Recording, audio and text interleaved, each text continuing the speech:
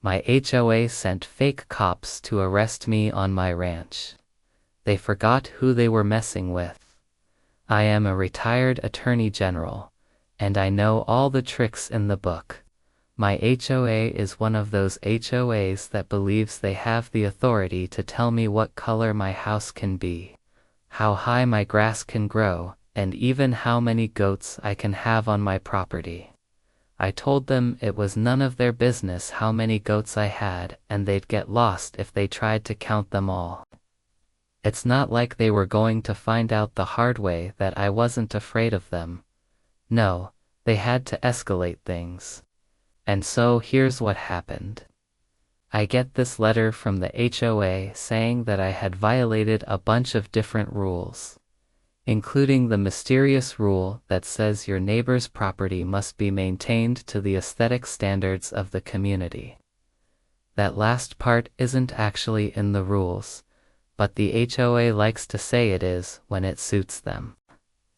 I wrote back telling them where they could stick their aesthetic standards and that they should mind their own business.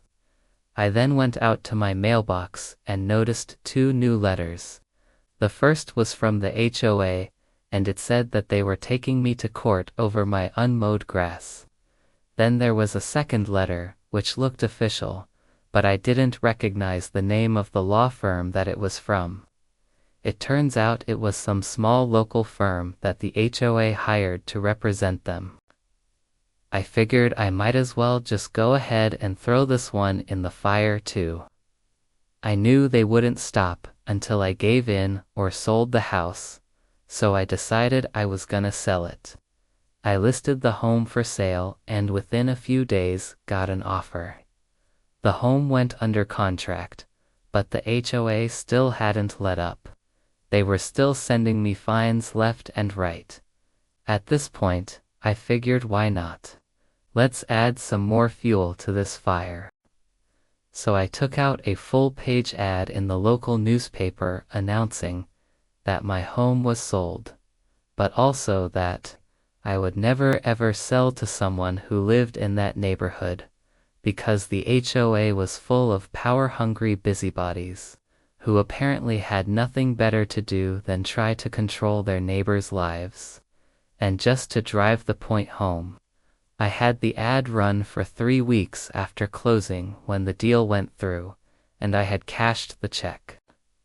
I even did an interview with the local news station about how awful the HOA was, and how nobody should live in that neighborhood. But despite all that, the HOA still wasn't done. After I moved out, they started sending me bills for the upkeep of the lawn at my old house. I called the new owner and asked her if she was getting these letters too. She said no. So I called the HOA and told them that I didn't live there anymore, and that I wasn't responsible for paying their stupid fees. The president of the HOA told me that I was still responsible for the upkeep of the lawn, and that I was only relieved of that responsibility when the new owner assumed it.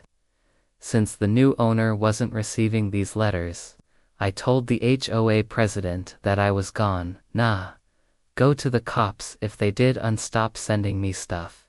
He laughed at me and told me to go ahead. Well, I was already on thin ice with the police department in that town. And when they heard that I had threatened to go to the cops, the HOA president had them send me a warning. The cop who came to my door said that he understood how annoying the HOA was, but that I needed to remember that they were a powerful group of people, and that I shouldn't make any threats against them. I told him that I had made no threats, and that all I had done was tell the HOA president that I was going to call the cops if they kept harassing me. But the cop kept pressing me, trying to get me to admit that I had been threatening the HOA. When he finally left, I went online and found the chief of police. I told him what had happened and he apologized to me. He said that that cop was known for doing stuff like this, trying to strong-arm people into confessing. He said that he was looking into transferring the guy to another department, so he wouldn't have to deal with him anymore.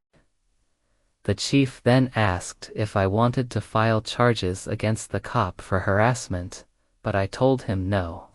I didn't want to ruin the guy's career just to get revenge. The HOA thought they'd won a victory by getting the cops to scare me off, but they didn't realize that they were messing with a retired attorney general who's not afraid of anyone. I had been waiting for my chance to strike back, and now was my opportunity. The HOA was holding their monthly meeting, and I knew exactly what time it started, because I had gotten a copy of the agenda during a previous meeting. I drove over and parked across the street from their clubhouse. I put on a smile and walked over to the open window and said, "Good evening." Startled faces turned towards me and one guy yelled, "What are you doing here?" I told them I had come to speak to the board of directors. Someone yelled, "You can't come in here." But I politely told him that as a member of the HOA, I had every right to enter the premises and speak to the board. Someone shouted, "Get out of here before we call the cops," but I just smiled and waited. They all stared at me angrily, but nobody said anything, so I walked right in. As soon as I was inside, I heard angry voices yelling at me to leave. A moment later, a man appeared in the doorway. He was wearing a badge and a uniform that looked a lot like a police uniform.